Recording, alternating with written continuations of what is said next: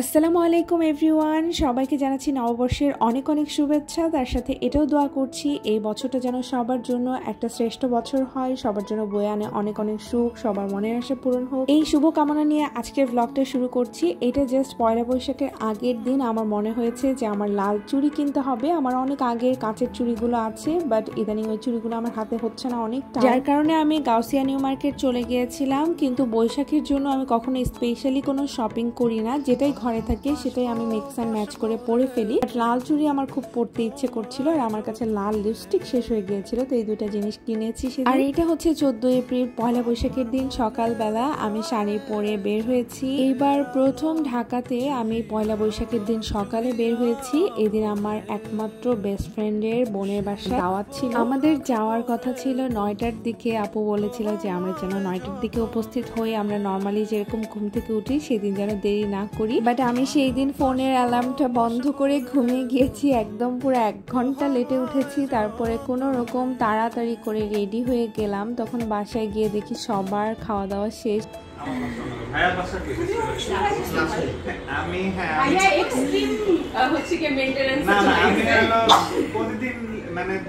এই বছরের জানুয়ারি মাস থেকে শুরু করছি যে এরপর আমরা বসলাম আড্ডা দিতে, সবাই মিলে অনেক গল্প সল্প হলো, অনেক দিন পরে সবার সাথে দেখা হলো। তারপরে একটু আমরা শরবত খেলাম। তারপরে আমার বান্ধবী চুড়ি পরে আমাদের জন্য সুন্দর করে আম মাখালো। আমটা খুবই টক ছিল, তারপরও মজা ছিল আমটা। তো আম মাখিয়ে আমাদেরকে খেতে বললো। সৌরভ খেতে পারবে না আমি জানি, এই জন্য আমি ওয়েট করছিলাম। ও খেতে পারে না, ওটা আমি খেয়ে ফেললাম। আর ইনি হচ্ছে আপুর বাসায় যে হেল্পিং হ্যান্ড আছে তার বেবি। ও মাশাআল্লাহ এত কিউট, জাইবা ওর সাথে অনেক খেলাধুলা করেছে। আর আমার মেয়ের এগুলো এত পছন্দ হয়েছে, মনে হচ্ছে ও এইগুলা নিয়ে বাসায় চলে আসবে। যাই হোক, তারপরে ফটো সেশন করতে হবে আমাদের। তো আপু তখন বললো যে আমাদের ছাদটা নাকি অনেক সুন্দর, তো এই জন্য আমরা ছাদে চলে গেলাম ছবি তোলার জন্য আর একটু ফটো সেশন করার জন্য। যে দেখি আমার শাড়ির সাথে ম্যাচিং একটা এখানে জবা ফুল। গাছের ফুল গাছেই সুন্দর, আমি কখনো ফুল ছেঁড়াটা প্রেফার করি না, একদমই পছন্দ করি না, এই জন্য আমি জাস্ট একটা ভিডিও করলাম। তারপরে ছাদের এই পাশ থেকে দেখলাম যে সংসদ ভবন দেখা যাচ্ছে, মজার বিষয়টা একটু ভিডিও করে রাখলাম।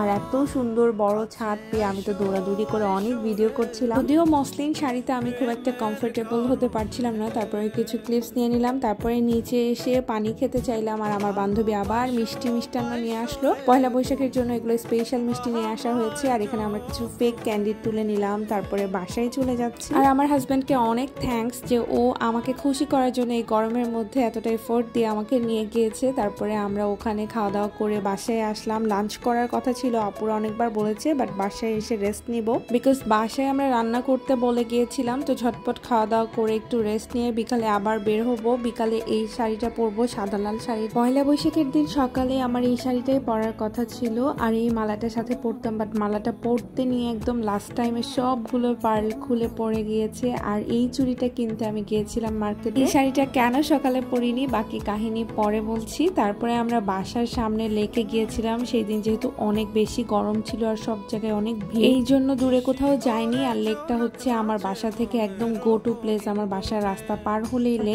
ওখানে যে আমার ছোট বোন আমাদেরকে জয়েন করে, তারপর ও আমার কিছু ভিডিও ক্লিপস নিয়ে দিচ্ছিল, কারণ সেই দিন আমি যাওয়ার পরে আমার কোনো ক্লিপসই নেওয়া হয়নি। এখন বলি যে এই শাড়িটা সকালে কেন পরলাম না। আমার এই শাড়িটার পরারই কথা ছিল, বাট আমার শাশুড়ি মা কয়েকদিন ধরে বাইরে বের হয়নি, ওনার একটু মন খারাপ ছিল। তো আমি চাচ্ছিলাম যে আমরা দুইজন একসাথে বের হই, ওনার সাথেও বের হলে ওনার একটু ভালো লাগবে। আমি মাকে বললাম যে আপনি কি কোনো শাড়ি নিয়ে এসেছেন নাকি পয়লা বৈশাখে পরার মতো, তাহলে সেটা পরতে পারেন। আর এই শাড়িটার কাহিনী হচ্ছে, এই শাড়িটা কিন্তু একদমই প্ল্যান করে পরা না।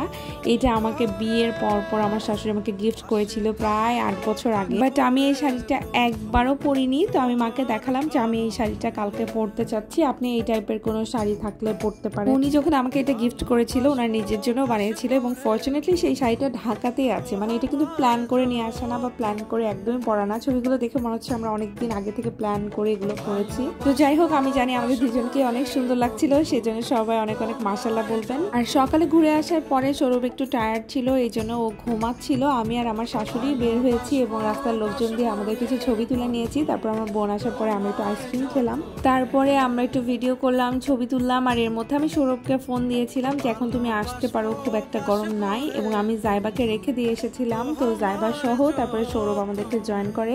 ইদানিং জাইবা পাখিকে নিয়ে বের হতে খুব ভয় লাগে, ও এত বেশি চঞ্চল হয়েছে আর এখন ওর টেরিবল 2 চলতেছে।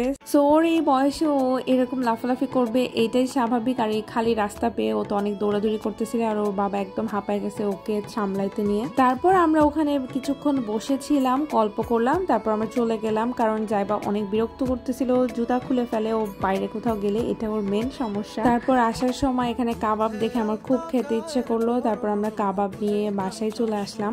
তারপর খাওয়া দাওয়া করে আমাদের পয়লা বৈশাখ এখানেই শেষ। আর যারা শাড়ির ব্যাপারে ডিটেইলস জানতে চাচ্ছিল, এই শাড়িটা হচ্ছে আমার শাশুড়ির আগে বুটিক্স ছিল, উনি এই শাড়িগুলো করাতো তখনকার সময় করা।